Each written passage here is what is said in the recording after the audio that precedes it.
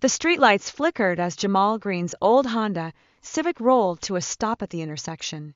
It was just past midnight, and the campus library had closed an hour ago. Finals were next week, and he had stayed late, cramming for his criminal justice exam. His professor's words echoed in his mind. Asterisk, the system isn't always just, but we have to fight to make it better. Asterisk. He yawned, rubbing his tired eyes, when the sudden flash of red and blue lights filled his rearview mirror. His stomach tightened. He hadn't been speeding. Had a taillight gone out? License and registration, the officer said, his voice clipped before Jamal could even greet him. Yes, sir, Jamal replied, keeping his hands visible as he reached for his wallet. He had been pulled over before, enough times to know the routine. The officer, a broad-shouldered white man with a buzz cut, shone his flashlight into the car, lingering on the textbooks in the passenger seat. You in school? Yes, sir. Pre-law at state. The officer grunted, then stepped back. Step out of the vehicle. Jamal frowned. Is there a problem, officer? I won't ask twice. His pulse quickened as he unbuckled his seatbelt. The moment his feet touched the pavement, the officer spun him around, pressing him against the car. What's this? The officer said, pulling a small baggie from Jamal's back pocket. Jamal's breath caught. That's not mine. Sure it's not. The officer smirked, holding up the bag of white powder. Jamal Green, you're under arrest for possession. No. I didn't. You planted that. Jamal struggled as cold metal cuffs clamped around his wrists. Resisting arrest, too? Real smart for a pre-law student. As the squad car door slammed shut, Jamal stared at the campus gates in the distance. So close, yet suddenly a world away. He had studied cases like this. He knew how it would go. And he knew the truth wouldn't matter unless he could prove it. The truth asterisk asterisk. The holding cell smelled of sweat and industrial cleaner. Jamal sat on the hard bench, his wrists still sore from the cuffs. Around him, men muttered to themselves or slept fitfully under flickering fluorescent lights. He replayed the arrest in his mind, the officer's smirk, the way the baggie had appeared in his pocket. A guard banged on the bars. Green. Your lawyer's here. In a small, windowless room, a tired-looking woman in a rumpled blazer waited. Mr. Green? I'm Lisa Carter, your public defender. She flipped open a file. They're charging you with possession and resisting arrest. Officer Duvall's report says you were aggressive. Jamal leaned forward.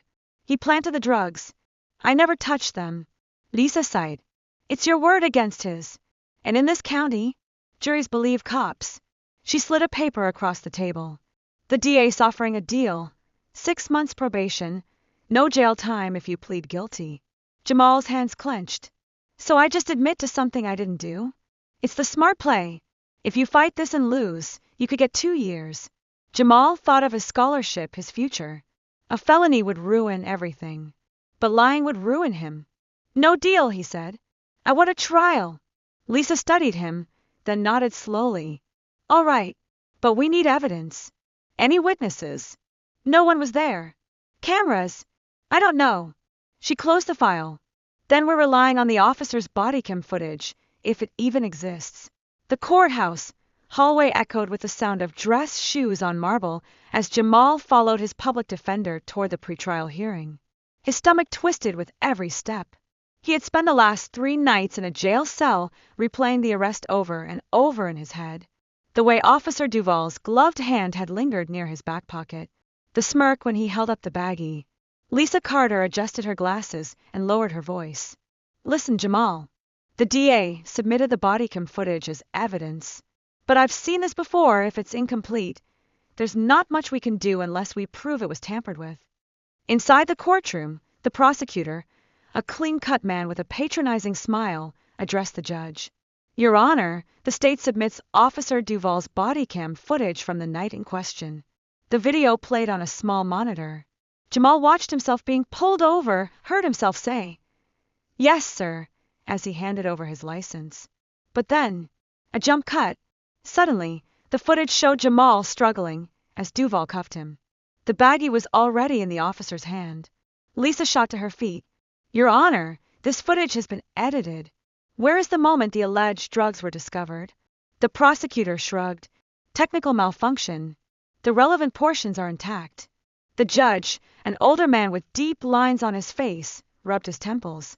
Defense, do you have any evidence the footage was altered? Lisa hesitated. Not yet, Your Honor. But we request an investigation into the missing segments. The judge sighed. Denied. Without proof, we proceed with the evidence as presented. As they left the courtroom, Jamal's hands shook. That's it? They can just cut out the part where he planted it. Lisa's jaw tightened. They do it all the time. But we're not done yet. She pulled out her phone. I know someone who might help. Naomi Reynolds wasn't what Jamal expected. The investigative reporter met them at a diner near the courthouse, her laptop already open, a half-finished coffee at her elbow. She had sharp eyes and a no-nonsense energy. I've been looking into Duval for months, she said, scrolling through files. 2 other cases where evidence conveniently disappeared. But here's the thing. He's not well liked in his department. And cops who aren't liked, they get paranoid. Jamal frowned. What does that mean for us? Naomi smirked. It means he might have kept his own copies.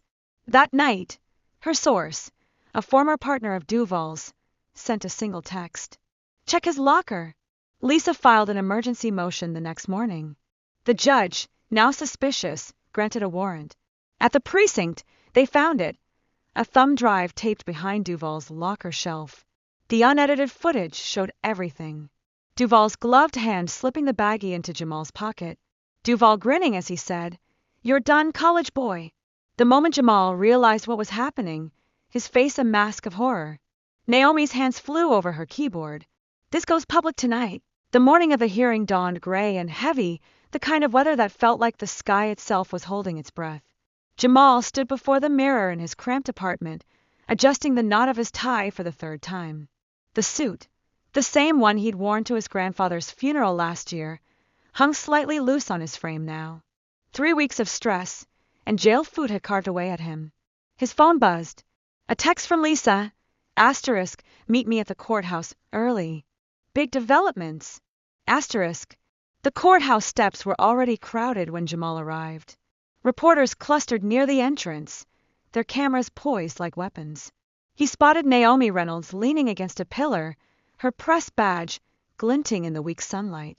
She gave him a small, tight nod as he passed, a soldier acknowledging another warrior before battle.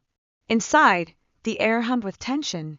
Officer Duval sat stiff-backed at the prosecution table, his uniform pressed to razor-sharp creases.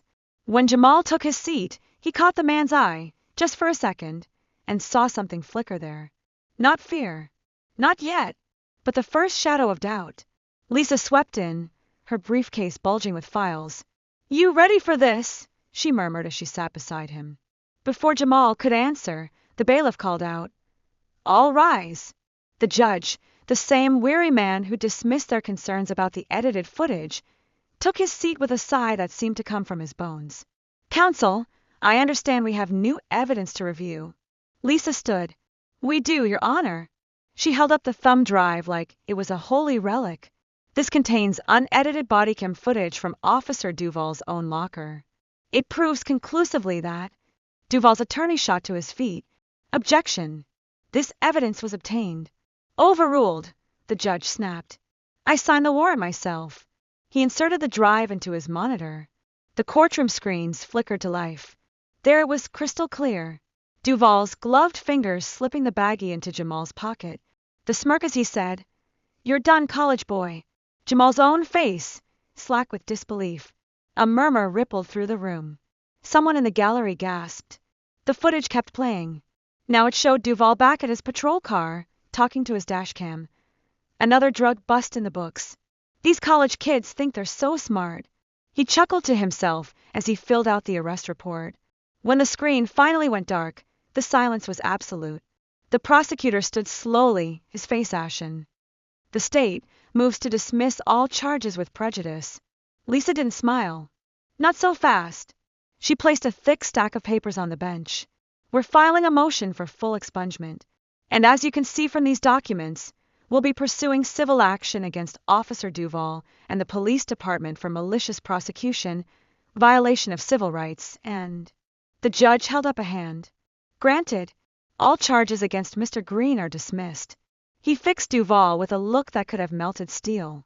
Officer, you're suspended without pay pending criminal investigation. Bailiff, escort him from the courtroom. As Duval was let out, his perfect uniform suddenly looking wrinkled and shabby, the dam broke. Reporters surged forward. Cameras flashed like lightning. But Jamal didn't hear their shouted questions. He was too busy watching Lisa shake hands with a suddenly very cooperative prosecutor. Too busy seeing Naomi giving him a thumbs up from the back row. Too busy feeling the weight of the last 3 weeks finally lifting from his shoulders. Outside, the sun had broken through the clouds. Jamal stood on the courthouse steps, breathing deep. His phone buzzed again, this time his mom. Asterisk, come home, baby. I'm making your favorite. Asterisk. For the first time since that traffic stop, Jamal Green smiled.